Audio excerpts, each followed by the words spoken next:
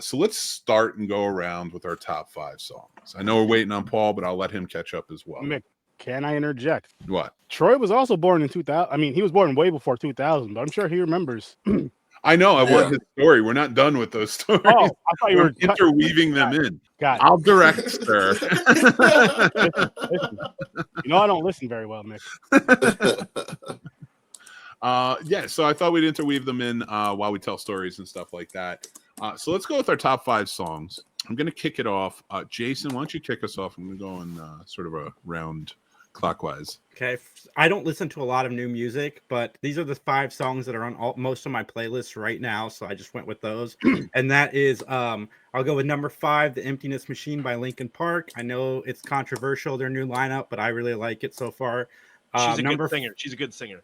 She is. Number 4 is Like That with Future, Metro Boomin and Kendrick Lamar. Number 3 is Fuel by Eminem and JID. Number 2 is Not Like Us by Kendrick Lamar. And number 1, because I can't make it through this damn song without crying, is Temporary by Eminem. It just reminds me of my daughter. And every time I listen to it, I think about, well, what if I'm not here? And then so yeah, I can't make it through that song without crying. So it's my number 1 song of the year. See, I can't even talk about it without crying. See, so. Solid list, my friend. Solid list. Troy, my friends, what are your top 5 songs of 2024? Actually, I'm pulling it up. If you could just skip me for a second. All right, Sturdy. What's yours? What are your top 5, please? Number 5. I guess if I have to have an order. Not Like Us by Kendrick Lamar. Number 4, Luther from the GNX album. The rest of these are from the GNX album. Luther. Number 3, Reincarnated. Number 2, Gloria. And number 1, Man at the Garden. Nice. That one just, if you listen to that and then you listen to One Mic, it's just so. Mm-hmm. Yeah. And then the messages in both songs. Some of those almost made my list too. Good pick. Yeah, and then Gloria, the whole thing with. Well, you guys, if you listen to Kendrick, you know how he raps, but he's rapping about a pen through the whole song, which is just amazing if you listen to the lyrics of it. But yeah, those are my top 5. Very nice. I dig it. All right. Dan, what's up? What's your top 5, man?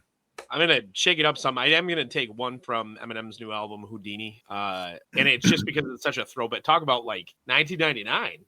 I mean, like, it's such a throwback. But, and this is in no particular order. I didn't like number mine. Yeah. Glad he understood the assignments.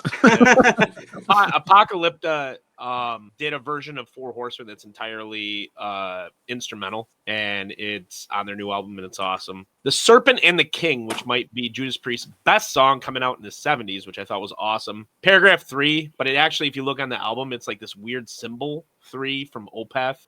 It's a 5.5-minute overture, and it's just some of the best guitar work I've ever heard. And last of all, a work of art by Ice Nine Kills. Really controversial music video that I showed to the crew before we started. But I like Ice Nine Kills. I've seen him twice now in concert, and it was a good show. Very nice. Good list. I'll check them all. And I want to check out all your songs. Oh, I have checked out all Sturdy's because GNX it's a good album. Troy, what you got for me, man? What's your top 5? For me, mine will be a little bit different, but it's a Cleo Soul, Fear When You Fly. It's like an R&B type of song. Kendrick Lamar, Luther would be in that top 5 probably. LL Cool J. The newer LL Cool J's, Uptown Saturday Night. Alex Isley, Into Orbit. And probably Kendrick Lamar, Not Like Us. So, I mean, you get 2 tracks by Kendrick Lamar. So that's what I got. Seems like he's going to win Best Album of the Year, I think. He should. Oh, easily. But actually, I got honorable mention Gun Lib of West Side Gun as well. So sometimes I like to drive and on my way to work in the morning and listen to how to cook crack and stuff from my air fryer. So Hey, listen, and my honorable mention, I do have one. It's TV off. I'm not gonna do it. I originally put it on there just so I can yell mustard, but I'm not gonna do it, Mick. Thank you. I appreciate it. My top 5 songs of the year are just songs that I listen to a lot that were from 2024. I usually listen to old stuff. So, and Espresso at number 5 by Sabrina Carpenter. That song is catchy as hell. Houdini by Eminem. I really enjoyed it, but the whole album I thought was really good. A Bar Song by Shabuzi. Catchy as hell song. Fortnite by Taylor Swift, and Not Like Us by Kendrick. That Fortnite almost made mine too. Yeah, Is Kendrick gonna beat T Swift for album of the year? He should. Mm. I didn't think that last album was that great. When did her album? See, how did they do album of the year? Or I guess they do it through the whole calendar year. But I'm saying because his just came out in November. Or It'll make so it's kind of. No, I'm just saying though, it's weird because it's kind of hard to digest an album. I'm not saying it's not hard to digest an album, but like say if one comes out in January versus later in the year, depending on the saying it's both the genre of music you like or subgenre of music, whatever you want to It's call like it. movies. It's what was its imprint during. You almost forget unless it's very, very impactful. You're gonna forget that first album. Like Kendrick Lamar's album, I don't think I'm gonna forget this album. This one really, really sticks just with like what's being said on it. Not if it's a hit.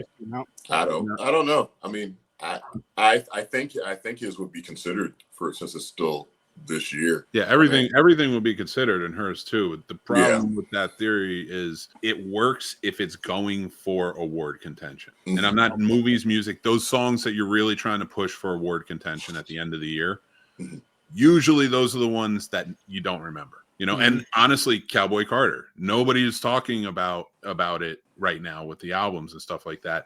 It was early in the year. It was clearly for a message, and I'm all for it, but it's going for the awards, and it was something different. So it's not going to be remembered like Kendrick just laying things down and having songs of the year, not even just a song of the year, but songs of the year, and then dropping out. Well, Taylor Swift has that staying power because like she has those singles, and if you can have those singles or those little things that stick out, that's what's going to keep you always in contention. And she has the women, which I'm not even trying to be funny, but to make any type of sale, if you have the women, you're good. Women ages 18 to 36 control the market, according to my wife. She's a marketing major. See, I believe that. no, it's true. I mean, because if you think about it, you feel like you go out to the movies, you go out to dinner, you go out to the drink, and this, that, and the third date stuff. It's pretty much what she wants to. I'm not saying you don't have any say, but it's like kind of what do you want to do tonight type of deal with all these things. That's why their clothes are always on sale. All right. I'm just saying. Before I get to my weird homosexual Y2K moment, I want to talk to Troy Hill about his Y2K and what he did that was more normal than what I did. Well, I can tell you, it was a thing. I lived in Milwaukee then. It was a concern at work. I drank enough that day where it wasn't a concern no more. So, I mean, I saw that there was no planes and stuff that crashed at like about 12:01 a.m. and stuff, and the party continued, and that was really the extent of it. I mean, it's for that being like a memory. Really, there's other things that are probably more impactful and memorable that I could tell you exactly where I was at and what I was doing and stuff versus that time. So outside just the build up to it and just kind of being nervous and scared to see if things are going to blow up and planes are going to crash out of the sky and all that type of stuff, it didn't happen, and we just all just continued just drinking our Crown and beers and smoking or whatever the hell we were doing that night. So that's really it. But I mean, it was a big deal building up to it and stuff. People, I mean, workplaces did have concerns about making sure we had like all this backup data and all these files and all this stuff. But like I said, at the end of the day, it was nothing. It might have meant more to, I don't know what group would really mean more to. I mean, to me, at that point, I was at a point in my life where I didn't care if it was really a hard restart in any damn thing. You know, I mean, at some points I kind of like welcomed it. You know, I'm like, yeah, playing with it, yeah, you know. So at the end of the day, you know, it really wasn't nothing. So. Yeah, my anarchist days are definitely line up with Snake Plissken at the end of Escape from LA. I was like, I would turn off the world's power. Yes. I'd be like, good luck. What are we going to do? I haven't seen that movie in so long. But I love that movie. Yeah. I got him right here. Good old Snake. I just watched that for the first time not too long ago. It's terrible. It's a carbon copy, but I love it. Mm-hmm. It's the reason I love Army of Darkness. It's just fun. Mm-hmm. Yeah, it is fun. Dan probably disagrees because he hates Jaws and everything else. It's probably below the Miyagi No, line. I'd have a signed Army of Darkness poster. Oh my gosh, no, I love. Why'd you put it below the Miyagi line? I didn't put Army of Darkness, but I put that. That's like a near perfect film. How is That's it my second tier. Army of Darkness is my second good. tier of films for me. Oh my Keep god, that. so good. We're gonna note that one for next year's shows. That's gonna be a fun one. Another combo. God, I was hoping I didn't have to tell a story. All right, so we partied that night at one of those end of the year parties, and listen. I joke, I exaggerate. We were kind of like, I don't know if this is gonna end or not, but whatever, you know. It'd be fun. Like, I mean, I was a drinker since I was like 15, so by the time I was 17, 18, and whatever, we were partying. So before the girls got there, all the guys were in this bedroom. I'm at somebody else's house. I'm not. I am a storyteller. Spotify for Creators told me. So we're all sitting on like chairs in this bed. Oh god. Oh gosh. Yeah, it's gonna get weird. In chairs in a bed. Before the girls got there, there was a living room, by the way. Was there a cookie involved in the middle? Oh, you reminded me. I have this delicious Christmas cookie that I want to eat. Sorry. That was the cookie from that year. What? From that night? Is there a cookie thing that I don't know about? What the hell? I'll tell you about it after No. I'll tell you about it after the show, dude. There's no cookie thing. Don't make it up.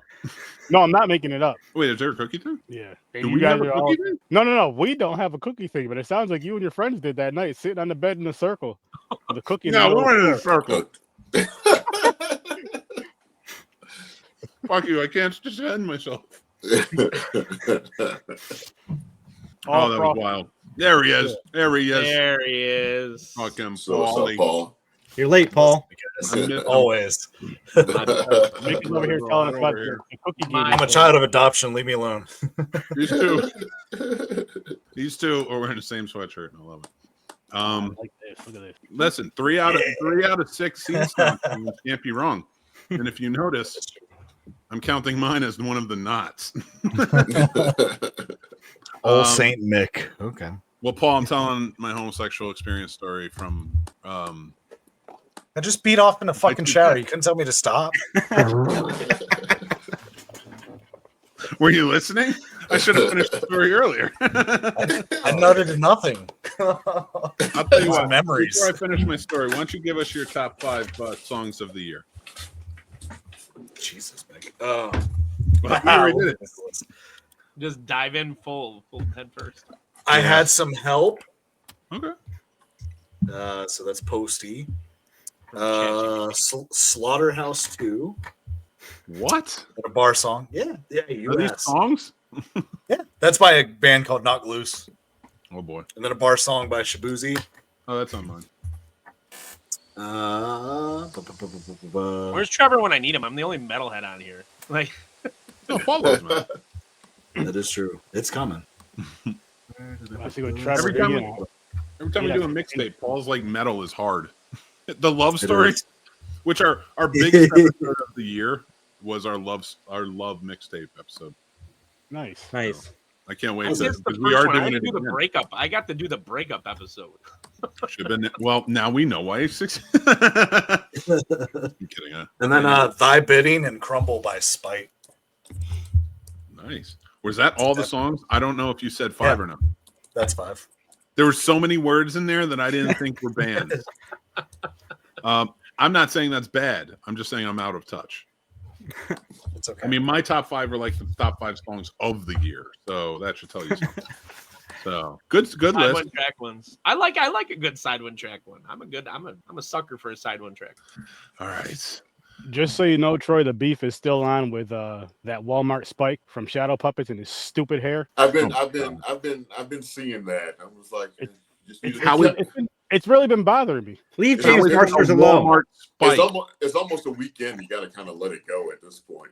How is it Walmart Spike? He's Spike. He is How He was actual Spike. Like Very, it very may true. come from Walmart, but it's an original. The original was better. He's a clone. Is that a Isn't that clone? what's He's going a around guy.